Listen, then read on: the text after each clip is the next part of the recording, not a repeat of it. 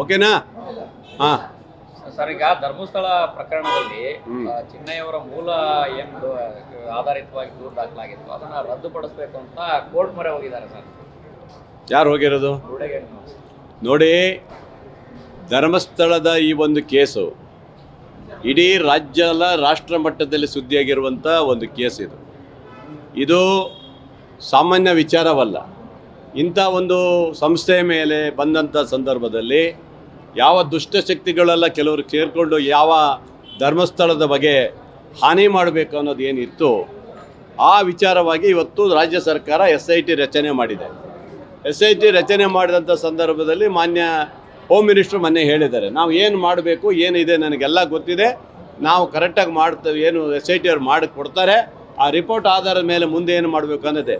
ಇವರು ಯಾಕಂದರೆ ಇವ್ರ ಮೇಲೆ ಕೆಲವೊಂದು ಕೇಸ್ಗಳಾಗಿದೆ, ಕೆಲವೊಂದು ಕೇಸ್ಗಳ ಮೇಲೆ ಅರೆಸ್ಟ್ ಆಗಿದ್ದಾರೆ, ಕೆಲವರು ಹೆದರ್ಕೊಂಡಿದ್ದಾರೆ. ವಿಚಾರವನ್ನು ಇವತ್ತು ಬೇರೆ ರೀತಿಯಲ್ಲಿ ಇದು ಮಾಡಲಿಕ್ಕೆ ಹೋಗ್ತಿದ್ದಾರೆ. ನಾನು ಹೇಳೋದಷ್ಟೇ, ಯಾವುದೇ ಕಾರಣಕ್ಕೂ ಸಹ ಧರ್ಮಸ್ಥಳ ವಿಚಾರದಲ್ಲಿ ಯಾರು ಅವರು ಸಹ ಶಾಮೀಲಾಗಿದ್ದಾರೆ ಅವ್ರನ್ನ ಯಾರನ್ನೂ ಬಿಡಬಾರ್ದು. ಅಂಥ ದುಷ್ಟಶಕ್ತಿಗಳನ್ನು ಅವರಿಗೆ ಒಳ ಹಾಕಬೇಕು, ಅವ್ರನ್ನ ಏನಿದೆ ಕೇಸ್ ಮಾಡಿ ಅವ್ರನ್ನ ಜೈಲಿಗೆ ಹಾಕಿಸುವಂಥ ಕೆಲಸ ಆಗಬೇಕು. ಆ ಒಂದು ಧಾರ್ಮಿಕ ಕ್ಷೇತ್ರಕ್ಕೆ ಯಾವುದೇ ರೀತಿಯ ಹಾನಿಯಾಗುವ ರೀತಿಯಲ್ಲಿ ನೋಡ್ಕೊಳ್ಳುವಂಥ ಕೆಲಸವನ್ನು ರಾಜ್ಯ ಸರ್ಕಾರನೂ ಮಾಡಬೇಕಂತ ನಾನು ಒತ್ತಾಯ ಹಾಕೋ ಮೂಲಕ ಈ ರೀತಿಯ ವಾಪಸ್ ತಗೊಳ್ಳೋಂಥ ಪ್ರಶ್ನೆನೇ ಇಲ್ಲ.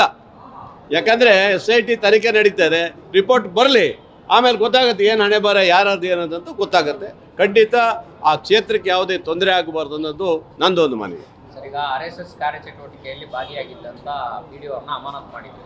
ಈಗ ಅಮಾನತನ್ನ ಕೋರ್ಟ್ ತಡೆ ಕೊಟ್ಟಿದೆ ಸರ್. ನೋಡಿ, ಸಹಜವಾಗಿ ಯಾರು ಅಧಿಕಾರಿಗಳಿದ್ದಾರೆ ಸುಮ್ಮನೆ ಗೊಂದಲಗಳ ಸೃಷ್ಟಿ ಮಾಡೋಕ್ಕೆ ಯಾಕೆ ಹೋಗಬೇಕು? ಆರಾಮಾಗಿ ಅವ್ರಿಗೆ ಏನಾದ್ರು RSS ಬಗ್ಗೆ ಪ್ರೀತಿ ಇದ್ದರೆ ಮನಸ್ಸಲ್ಲಿ ಇಟ್ಕೊಳ್ಳೋಕೆ ಹೇಳಿ.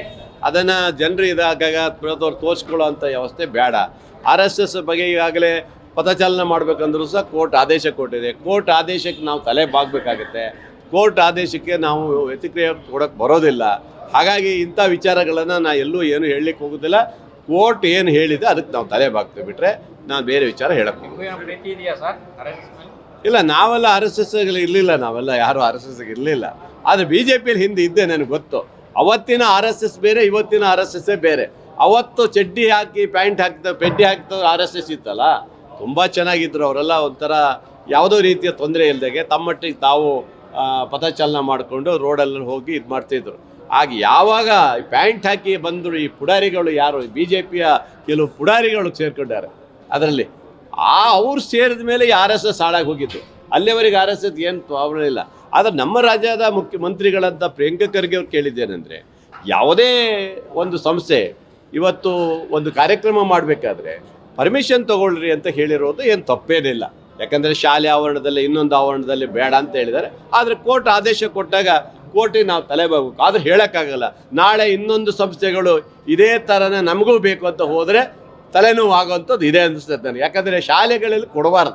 ಯಾವುದೇ ಫಂಕ್ಷನಿಗೆ ಕಾಂಗ್ರೆಸ್ ಇರ್ಬೋದು, JDS ಇರ್ಬೋದು, RSS ಯಾರು ಇದ್ರೂ ಸಹ ಒಂದು ಶಾಲೆ ಆವರಣದಲ್ಲಿ ಕೊಡೋಕ್ಕೆ ಹೋಗಬಾರ್ದು, ಯಾವುದೇ ಇರ್ಬೋದು. ಅದಕ್ಕೆ ಪರ್ಮಿಷನ್ ತೊಗೊಳ್ಬೇಕಾಗುತ್ತೆ. ನಾಳೆ ನನಗೂ ಪರ್ಮಿಷನ್ ಬೇಕು, ಶಾಲೆಯಲ್ಲಿ ಮಾಡ್ತೀವಿ ಅಂತ ಹೇಳ್ಬೋದು, ಕೊಡ್ತಾರೆ. ಆವಾಗ ನಾವು ಕೋರ್ಟಿಗೆ ಹೋಗಿ ತಗೊಬರ್ಬೇಕಾಗತ್ತೆ. ಆ ಥರ ಒಂದು ಆಗೋದು ಬೇಡ. ಅದರಿಂದ ಈ ಥರ ಏನೋ ಆದರೂ ಸಹ ಸರ್ಕಾರ ಅದರ ಬಗ್ಗೆ ಹೆಚ್ಚಿನ ಕ್ರಮ ತಗೊಂಡು ಯಾವುದೇ ಗೊಂದಲ ಆಗದ ರೀತಿ ನೋಡ್ಕೋಬೇಕು ಅಂತ ಕೇಳ್ಬೋದು ಅಷ್ಟೇ. ನೀವೇ ಹೇಳ್ತಾ ಇರೋದು ನವೆಂಬರ್ ಕ್ರಾಂತಿ ಅಂತ ಹೇಳಿ ರಾಜ್ಯದ ಜನರನ್ನ ಹಂಗೆ ತುದಿಗಾಲಲ್ಲಿ ನಿಲ್ಲಿಸ್ಬಿಟ್ಟಿದ್ದಾರೆ, ಹಿಂಗೆ ನಿಂತ್ಬಿಟ್ಟಿದ್ದಾರೆ ಎಲ್ಲ. ಆದರೆ ಅಲ್ಲ, ನಮ್ಮ ಪಕ್ಷದಲ್ಲೇ ಹೇಳಿದ್ದಾರೆ. ನನಗನ್ಸೋದ ಪ್ರಕಾರ ಶಾಂತಿಯುತವಾಗಂತ ಆಗ್ಬೋದು, ಯಾವುದೇ ಕ್ರಾಂತಿ ಆಗಲ್ಲ ಅಂತ ನನಗನ್ಸ್ತದೆ. ಶಾಂತಿ ಆಗ್ಬೋದು ಅಂತದೆ. ರಾಜ್ಯದ ನಮ್ಮ ನಾಯಕರಾದಂಥ ಸನ್ಮಾನ್ಯ ರಾಹುಲ್ ಗಾಂಧೀಜಿಯವರು ಸಹ ಬರ್ತಾ ಇದ್ದಾರೆ. ಅವೆಲ್ಲರೂ ಬಂದ ಮೇಲೆ, ವರಿಷ್ಠರೆಲ್ಲ ಬಂದ ಮೇಲೆ ಶಾಂತಿಯುತವಾಗಿ ತೀರ್ಮಾನ ಆಗುತ್ತೆ ಅನ್ನೋದು ಭಾವನೆ ನನಗಿದೆ. ಯಾವುದೇ ಕ್ರಾಂತಿ ಆಗೋದಂತೂ ನನ್ನ ಗಮನಕ್ಕೆ ಬಂದಿಲ್ಲ. ಮಾನ್ಯ ಆಗತ್ತೆ ಅಷ್ಟೇ.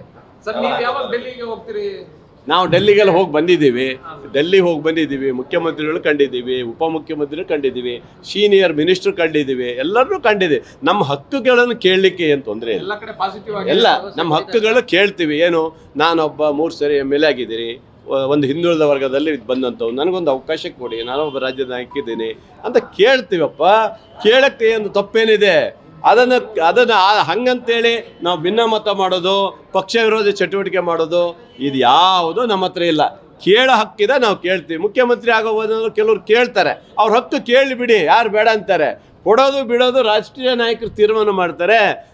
ನೀವು ತೀರ್ಮಾನ ಮಾಡೋಕ್ಕಾಗತ್ತಾ? ಟಿ ವಿಯವ್ರು ತೀರ್ಮಾನ ಮಾಡೋಕ್ಕಾಗಲ್ಲ, ನಾವು ತೀರ್ಮಾನ ಮಾಡೋಕ್ಕಾಗಲ್ಲ. ಅದನ್ನು ನಮ್ಮ ರಾಷ್ಟ್ರೀಯ ನಾಯಕರು ಖಂಡಿತ ತೀರ್ಮಾನ ಆಯ್ತು. ನಾವು ಮಾಡೋಕ್ಕಾಗಲ್ಲ, ನೀವು ಮಾಡೋಕ್ಕಾಗಲ್ಲ, ರಾಷ್ಟ್ರೀಯ ನಾಯಕರೇ ನಮ್ಮ ತೀರ್ಮಾನ ಮಾಡ್ತಾರೆ ಅಂತ ಹೇಳ್ಬೋದು. 5 ವರ್ಷ ಸಿದ್ದರಾಮಯ್ಯನವರೇ ಮುಖ್ಯಮಂತ್ರಿ ಆಗಿರ್ತಾರ ಸರ್? ಅವರೇ ಹೇಳಿದಾರಲ್ರಿ ಮೊನ್ನೆ. ಏನು ಹೇಳಿದ್ರು ನಮ್ಮ ಶ್ರೀರಾಮ ಸಾಹೇಬರು? ಹೈಕಮಾಂಡ್ ಏನು ನಿರ್ಧಾರ ಮಾಡ್ತಾರೆ ನಾನು ಅದಕ್ಕೆ ಬದ್ಧಾಗಿ ಅಂತ ಹೇಳ್ಯಾರೆ. ಅದಕ್ಕಿಂತ ಇನ್ಯಾವ ಕ್ರಾಂತಿ? ಶಾಂತಿ ಅಷ್ಟೇ. ಇನ್ಮೇಲೆಲ್ಲ ಶಾಂತಿ ಶಾಂತಿ ಶಾಂತಿ ಅಷ್ಟೇ. Thank you very much. ನೋಡಿ ಈಗ ನೋಡಿ ಕೂಲ್ ಸರ್ಕಾರ ಹೇಗೆ ಹೇಳಿ? ಸರ್ಕಾರ ಕೂಲ್, ಕ್ರಾಂತಿ ಇಲ್ಲ, ಶಾಂತಿ. ಓಕೆನಾ? Yes sir.